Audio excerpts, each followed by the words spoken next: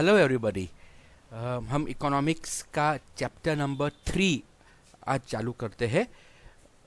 The chapter name is demand. तो actually lesson number 3 में हम डिमांड के बारे में सीखेंगे, लेसन नंबर 4 में हम सप्लाई के बारे में सीखेंगे, एंड देन उसके बाद हम प्राइस डिटर्मिनेशन के बारे में सीखेंगे। सो ये बेसिक्स है, this is the basics of economics. अब डिमांड एंड सप्लाई का ही सब खेल है, right. So let's start this lesson. So ये जो लेसन है उसमें हम ये क्या सीखने वाले, let's revise, let's see first. तो हम पहले डिमांड का मीनिंग देखने वाले, राइट। उसके बाद will see about the factors which affect demand और the determinants of demand, the different factors, price and other determinants we are going to see, और डिमांड फंक्शन। ये वीडियो में हम ये 3 टॉपिक देखेंगे।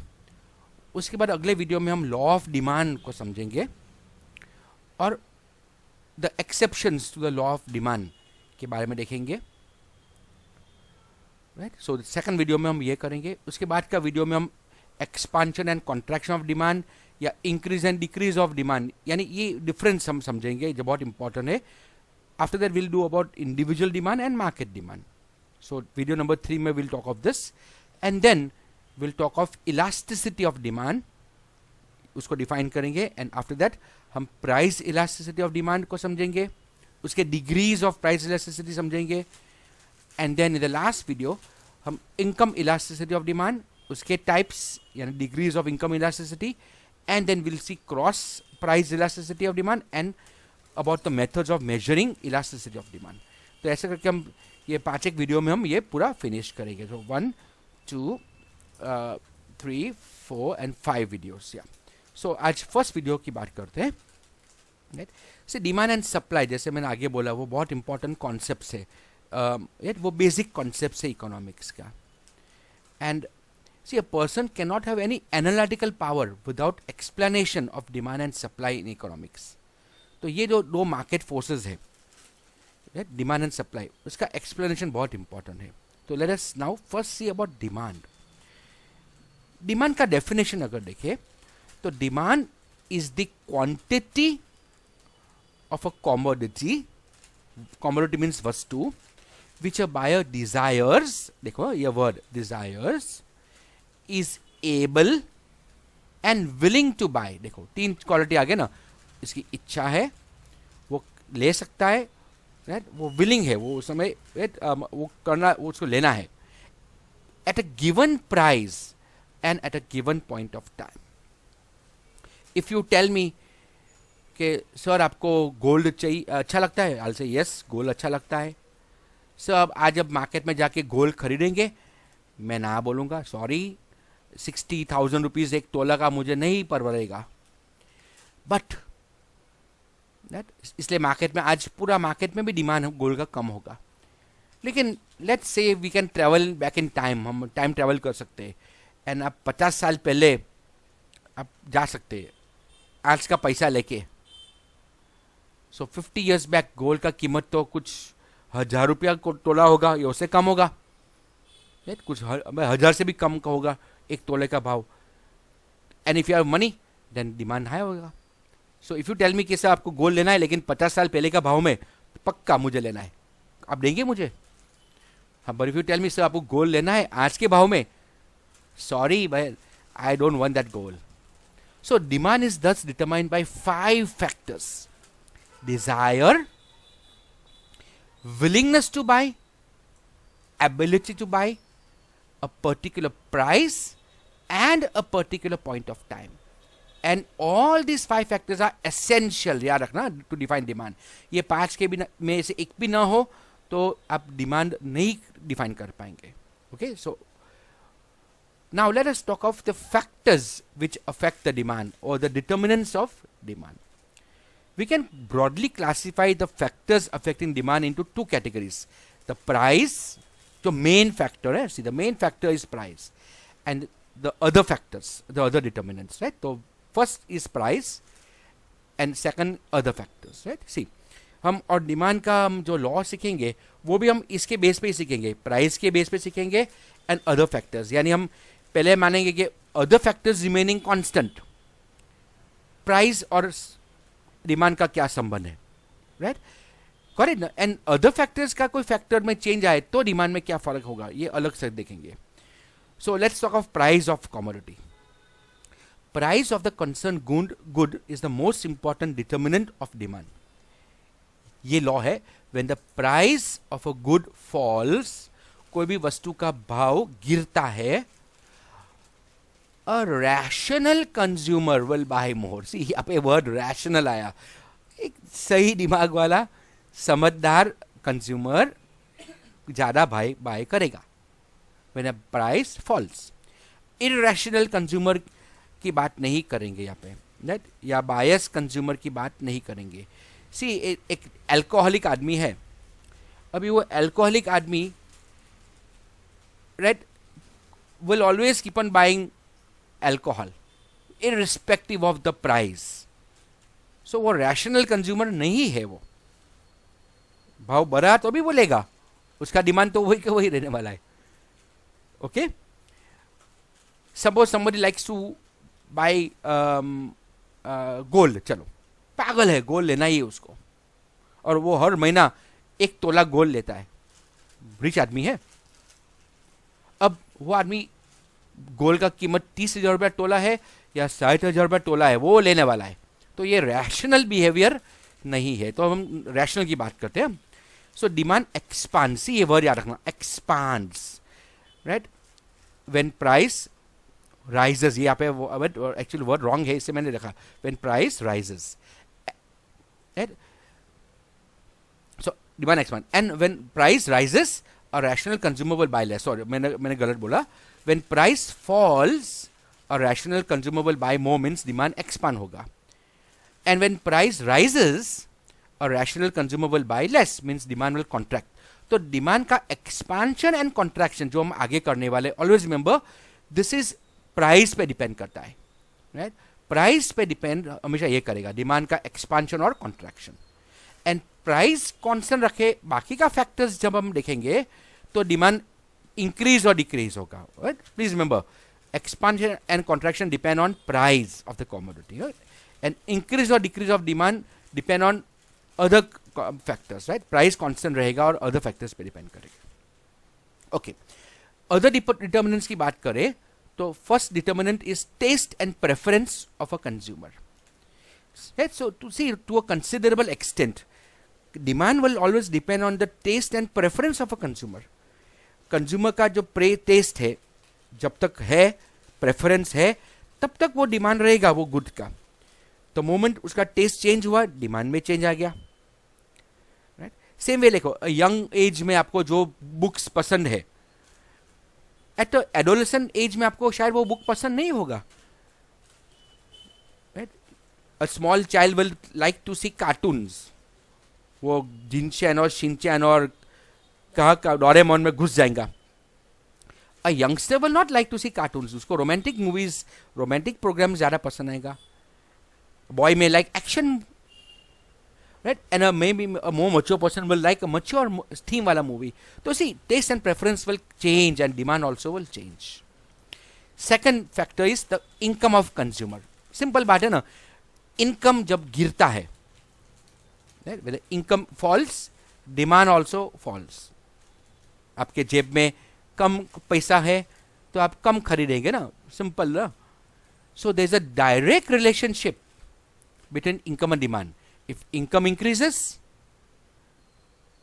the demand also will increase. If income decreases, demand also will decrease. लेकिन यहाँ पे exception है. इंफीरियर गुड्स की बात करते हैं. एग्जाम्पल आप देख सकते हैं. Inferior goods can be, let us से हम चावल की बात करें, राइस की बात करें. गरीब आदमी शायद कोलम का चावल खाएगा, और मान लो कि एक फैमिली में हर महीने में 5 किलो वो चावल खा जाते, कोलम का चावल है, 40 रुपये किलो वाला चावल खा जाते. अब उनकी इनकम बढ़ेगी तो क्या वो 5 किलो कोलम की जगह पे 6 किलो कोलम लेंगे? नो, ये लॉ अप्लाई नहीं होगा. बिकॉज जब इनकम बढ़ेगी तो वो आदमी इंफीरियर गुड्स की जगह पे सुपीरियर गुड्स पे जाएगा ना. तो अभी वो आदमी क्या करेगा, वो 4 किलो कोलम लेगा और 1 किलो बासमती लेगा शायद. उसकी इनकम और बढ़ गई, तो वो 3 किलो कोलम लेगा और 2 किलो बासमती लेगा। और इनकम बढ़ गई तो बाद में कोलम को बाय बाय कह देगा और बासमती ही खाने लगेगा 100 रुपये किलो वाला। सो इंफीरियर गुड्स का डिमांड क्या होगा, इनकम बढ़ने से डिमांड कम हो जाता है। Okay, income increases, demand decreases. याद रखना, मैंने यहाँ पे कॉन्ट्रैक्ट और एक्सपांड की बात नहीं किया, बिकॉज कॉन्ट्रैक्ट और एक्सपांड का बात हम सिर्फ प्राइस के साथ करेंगे, याद रखना। अदर फैक्टर्स के साथ हम इंक्रीज और डिक्रीज की ही बात करेंगे। तो ये एक्सेप्शन है, inferior goods are exceptions to the direct relationship between income and demand. Next is price of related goods.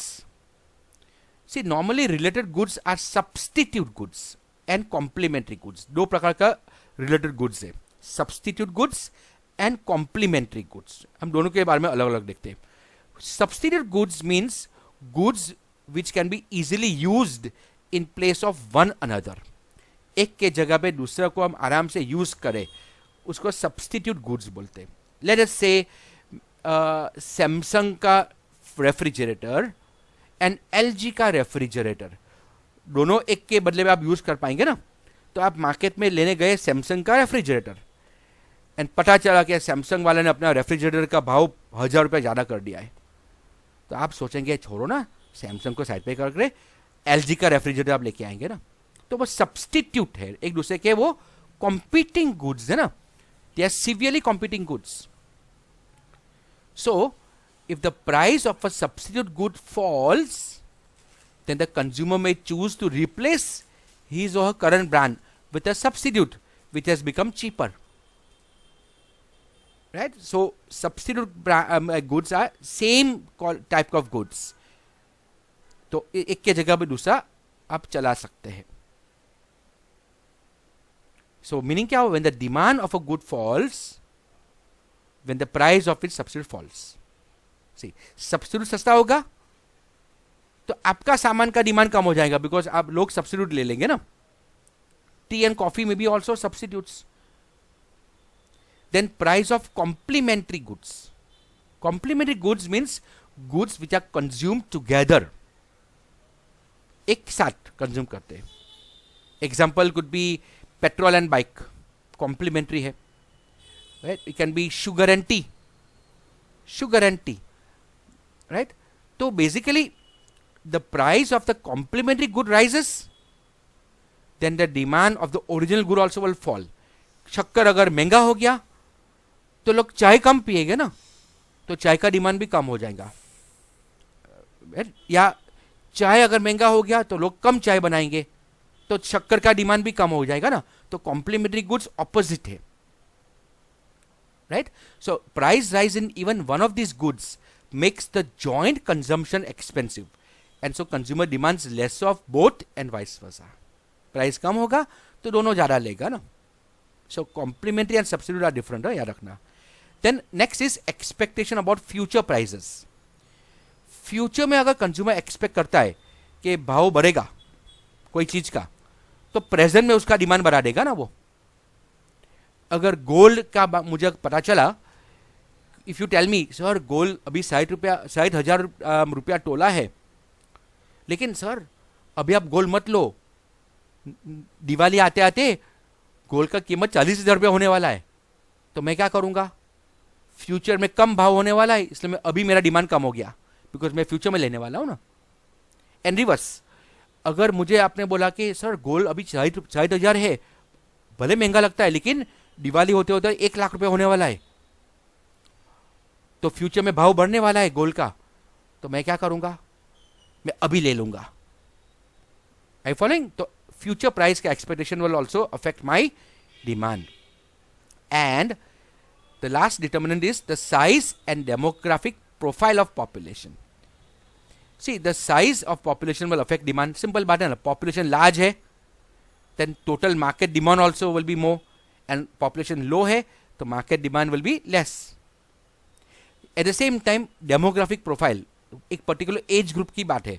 If the age group, particular age group ज़्यादा है पॉपुलेशन में, तो कुछ प्रोडक्ट का डिमांड बढ़ेगा। लाइक इंडिया का as, हमारा जो डेमोग्राफिक प्रोफाइल है तो यंग प्रोफाइल है, तो इंडिया का एवरेज एज 25 साल का है, इवन लेस देन 25 ईयर्स। तो इंडिया का पॉपुलेशन यंग पॉपुलेशन माना जाता है, तो हमारा मार्केट में यंग पॉपुलेशन को फीड करे ऐसे प्रोडक्ट्स ज़्यादा आते हैं।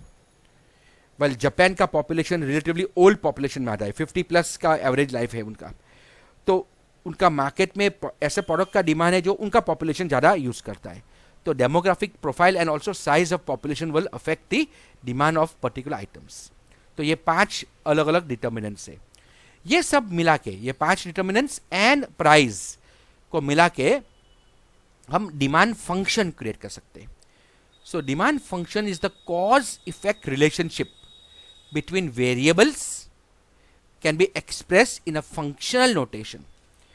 Demand function specifies a functional that's a mathematical relationship between demand for a good and the determinants of this demand. 6 determinants थे ना, price and other 5. It represents that demand for a good is dependent on many factors like price of the good, taste and preference of consumer, income of the consumer, price of related goods, etc. So market demand also depends on size of population and the demographic profile. So ये 6 factors को हम demand function में दिखा सकते हैं। देखो ये जो है ना डिमांड फंक्शन है, डिमांड ऑफ, देखो ये क्या क्या दिया है, D X shows demand for commodity X is a function of, देखो it's a functional notation of, यानी bracket shows of P X means price of commodity X, PY means price of related commodity Y, related goods, right? Concept goods, substitute goods or complementary goods.